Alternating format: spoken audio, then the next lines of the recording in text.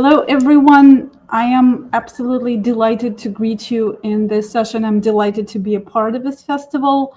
As you've probably read in the blurb, that directed you to very kindly to join my input, I am Professor Rusudan Makhachashvili, and I would know something about the calamity that affects and deflects the educational system and the universities of the future, because I hail from Kiev, Ukraine. I'm right there now. And that's something that I've dedicated the last 4 years of extensively researching, as well as extensively and quite dramatically experiencing. So those are the experiences and the observations and the takeaways and the tips that I would want to share with the audience of the University of the Future. I am honored and humbled to be contributing to the University of the Future thus. With your permission, mostly you're not going to be seeing me, you're going to be seeing my screen. So with your permission and without much ado, I will share my screen and we shall proceed. We will be hopefully very much having questions. We will be hopefully very much having a bit of an interactive session. If we don't have time for that, I will hopefully leave you with certain tools and toys that you can take away and then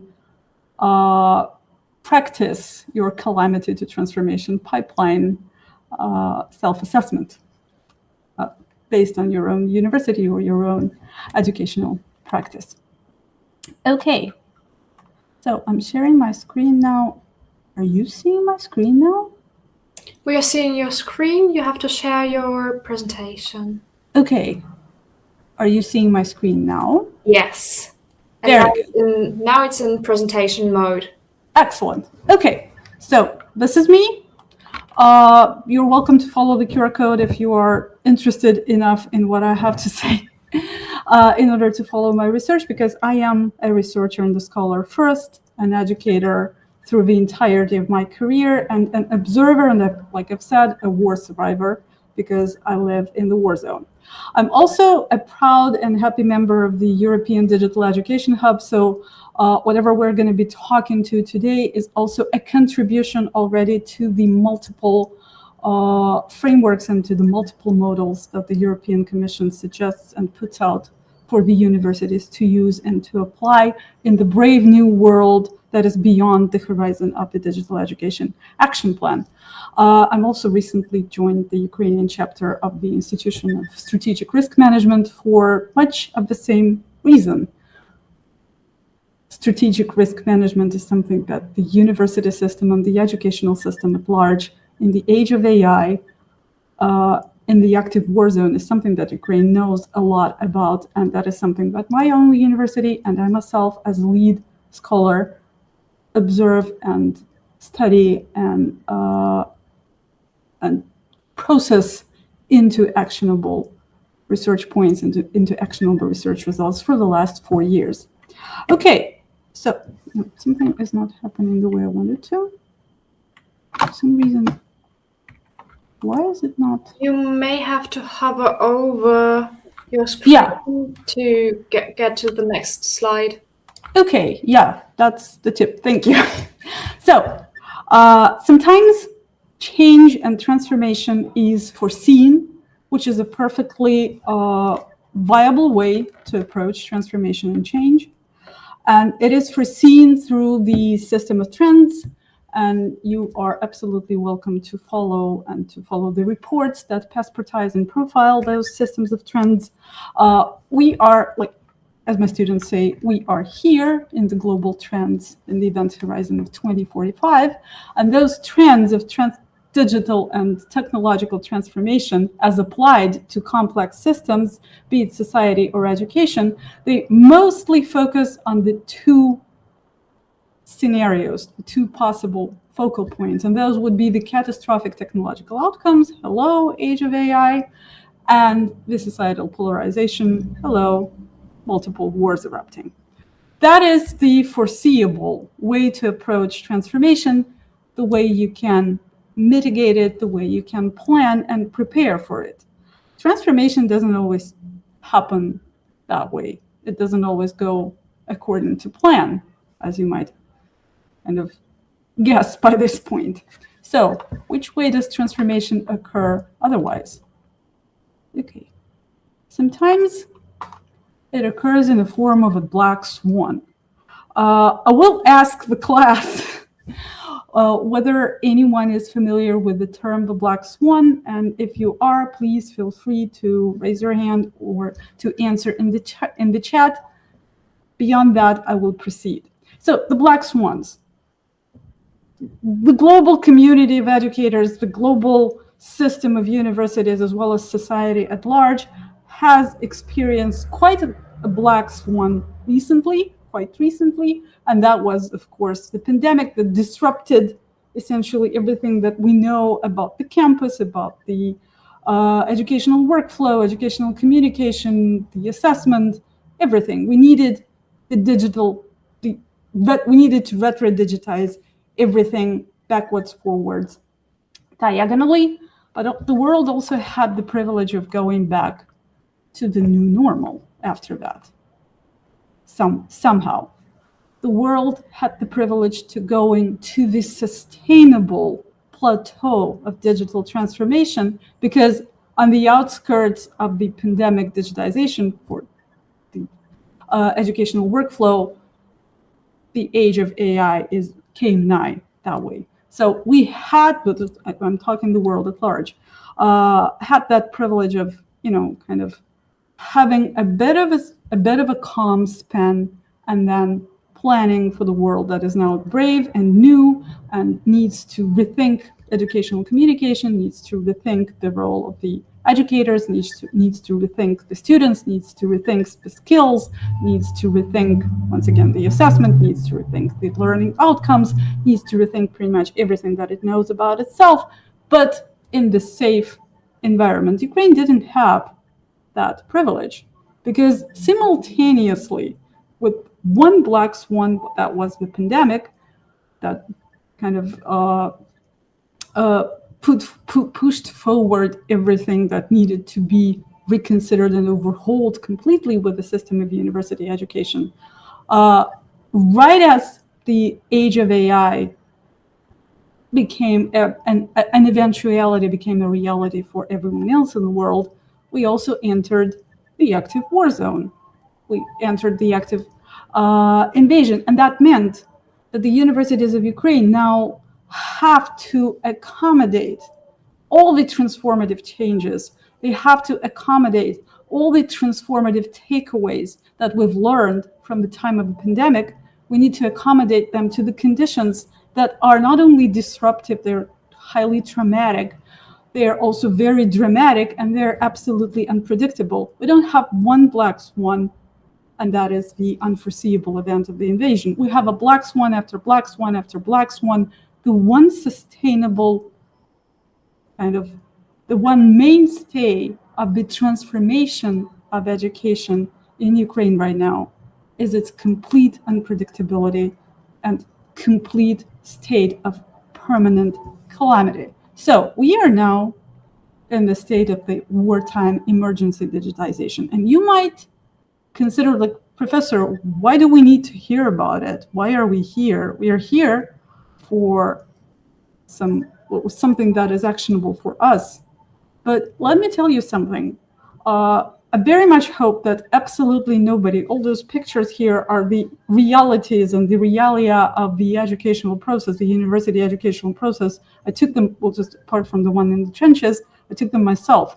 But absolutely any system under any calamitous conditions could be not immune to sudden blackouts, could be not immune to sudden disruptions and the need for shelter. The subway stations, the subway became our campuses. It could be not, unfortunately, could be not immune to the active war zone. That is, in the picture, you can see a professor who's conducting a class while also in the trenches at the front line. That is something that is the transformative contour of the educational system, of the university of the Ukrainian future. I very much hope, and my research group, we made it our mission to study the kind of drama that we're living through. and to make those experiences into models, and to make those experiences into results, and to make those experiences into recommendations for any other educational system that might want to need them at any calamitous point. What are the foundations? I will not, under any circumstances, bore you with the depth and breadth of the theoretical foundations, but there are two words that I would very much want you to remember after this session is over. One is catastrophe theory, and it's not about an avalanche, or it's not about a flood, it's not about I don't know, a snowstorm or a rainstorm. Catastrophe theory is about systemic change. A catastrophe theory is essentially, in very, very, very, very, very simplified layman terms, I'm a professor of linguistics, I'm not a professor of mathematics, I'm not a professor of complex systems, apart from the language, which is a complex system, so that kind of gives me an edge into the theory and an inside perspective. The catastrophe theory is a mathematical theory of change that allows to study the small changes in the system, the way they affect the large changes. Well, that's kind of what's happening under the calamitous conditions in the war zone. And the theory of synergetics, which also is a theory of change, and is a theory of systemic transformation, where the systemic transformation, the transformation of separate elements, leads to a critical mass point, the bifurcation point, after which the system overhauls and renews. That is also something that is absolutely happening to the educational systems right now, under the digital conditions of the age of AI, but also under the conditions of active war zones. Okay, so in order to tackle those theories of transformation, I would want you to also remember that it is easy to navigate those systemic changes and transformations through the 3T coordinates approach, and that would be the trauma, because change is traumatic. That would be transition, because it leads from point A to point B. And of course, it's transformation. That's when the chrysalis becomes the butterfly. The system changes through a traumatic initial point, through a transitive state. It changes. And that change, under the cumulative conditions of multiple black swans that are a reality of the modern world, those changes would be viral. Those changes would lead to a certain point, and would at a certain point seem like a dynamic equilibrium. So any given system, any given national system of university education, any given regional system at a certain point will be in a mainstay, and that equilibrium eventually leads to unforeseen outcomes. More black swans, yay. Okay, so under the conditions of the theory, it is expedient to approach transformation as a two-tier or a two-type system: the sustainable transformation and the emergency transformation. And you can see the factors on the screen for sustainable transformation, for emergency transformation. As for sustainable transformation, that's one of the most favorite terms of the European educational area, and that is the achievement of the Sustainable Development Goals. And that sustainable transformation is, of course, achieved through the entry points of science and technology. That is inevitable, but that is for the fair weather conditions. That is something that is not happening under calamitous conditions, because under calamitous conditions, you are deprived of the one thing that stabilizes and facilitates any sustainable change. You are deprived safety, you are deprived the basic foundation of the Maslow's pyramid, you're deprived of that. We are here at this point, at the tip of the pyramid, at the very end. That is where my national system of university education is right now. So what helps keep the dynamic equilibrium and what helps keep the system from toppling or disintegrating. Actually, on the slide, that is one of my favorite slides to demonstrate to international audiences. Obviously, most of you cannot read Cyrillic, but those are just the iconographic points and the iconographic depictions of the kind of armor that flies nightly. This one is from, if I'm not mistaken, June 15th. That was just one night. That's what's happening. That's what's flying at us every night. That's what's hitting the university buildings, campuses, homes of professors, homes of students, homes of our parents, communication lines, transportation lines, everything. So what helps keep the system in a dynamic equilibrium under such calamitous conditions when sustainability is not a given at all? That is just one point, and that is resilience. Resilience is the entry point into calamitous transformation, and that is something that is probably no other takeaways are possible from this particular input. Let this be the takeaway. For the expediency of time, I will kind of flash forward a little bit through the academic research background of how this study is empirically corroborated. I'm just showing you on the slide where the universities are located in Ukraine. And as you can see, there is nowhere where there is not an active war zone. So the systematic change under calamitous conditions is indeed systematic. It's nationwide. It's overarching.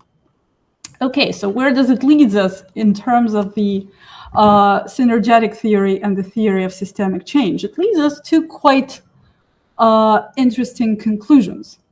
It leads us to the fact that under systematic transformation conditions, there are two types of factor.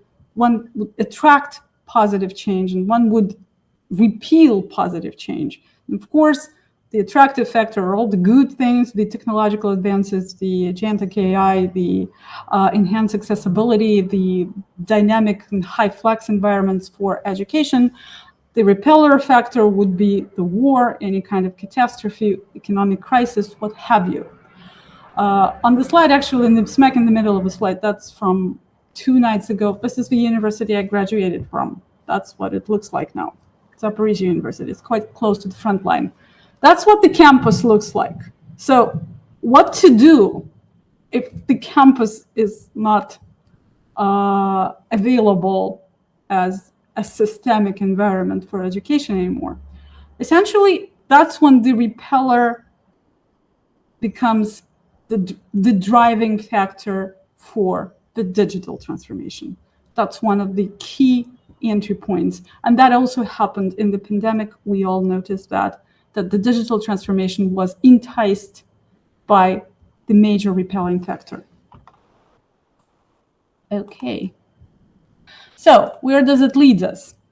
Digital transformation is enticed as a system-wide factor, apart from all the modalities of digital education that are now available and spawning and are permeating the system and are further advancing the systematic transformation for university education.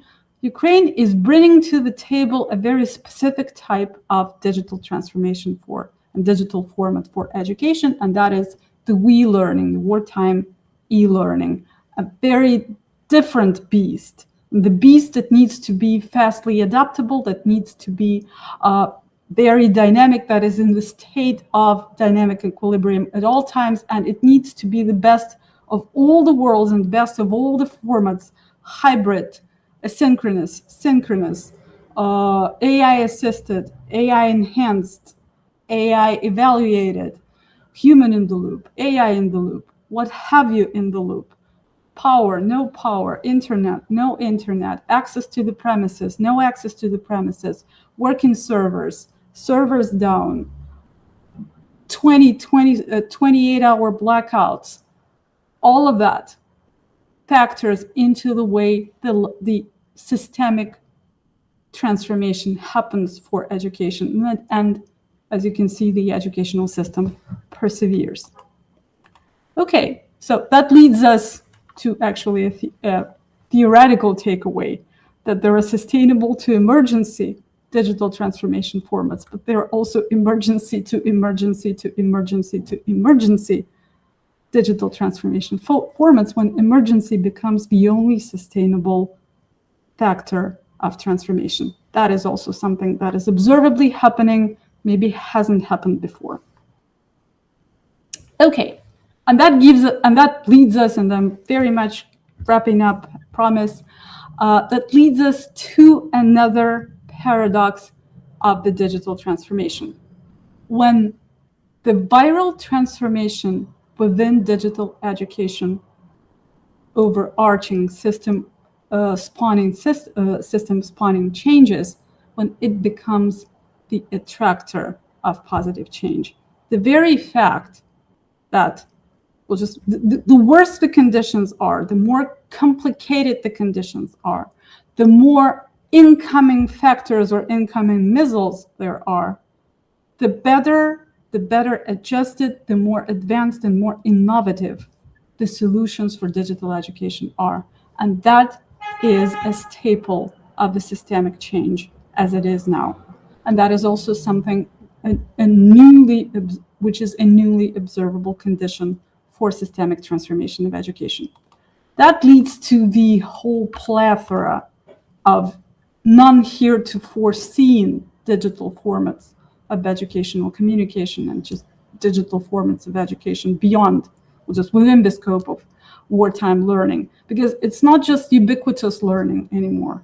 It's ubiquitous learning wherever you can find an energy source.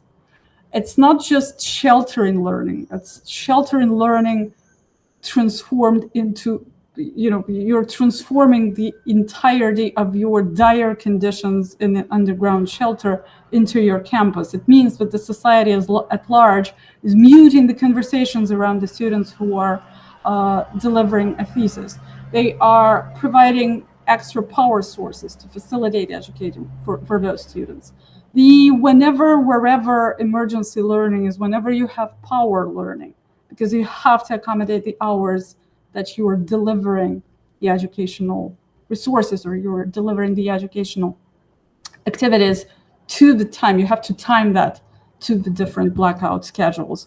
The displaced learning, we have so many students who are in different time zones, and you have to completely overhaul the 24 hours in the day. That is your time span to deliver an education or to provide a degree. And of course, all that is also assisted, enhanced, innovated, renovated, or completely rethought over with the introduction of AI agents.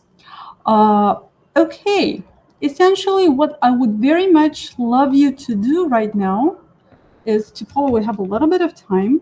I shall stop being in presentation mode, and I would very much want you to follow a little game that I devised for everyone, because if we don't have enough time after this, this is the takeaway that I very much want you to have. And this is a little snakes and ladders that helps you kind of get immersed into the disruptive calamity to transformation steps, setbacks, and what's happening, what could happen to the educational system.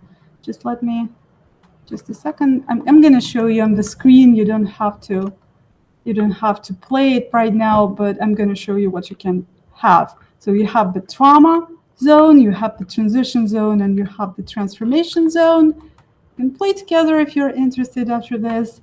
You're getting various calamitous inputs. Metro is your campus, so you're here. You roll the dice again. You still cannot leave the Metro campus because there is another incoming missile. Okay, let's roll another. Okay, it keeps getting me to the Metro. Anyhow, but you're having a breakthrough through research because you're getting so much new input and so much new observations and so much new data. So you are moving along and so on. So essentially, that's something that I wanted to share with you.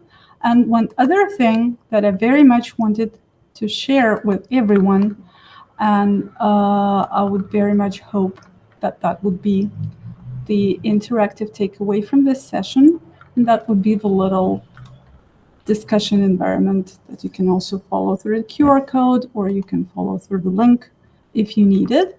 I'll also share it on the screen. Please feel free to kind of explore it on your own. I think I'm losing connection, which is kind of an example of the calamitous inputs into the disruptive inputs into an otherwise systemic environment. So please feel free to just follow the interactive ruminations, give yourself time to think about what the digital transformation is, what are the incoming factors. Maybe you would want to share some opinions. I'd love that.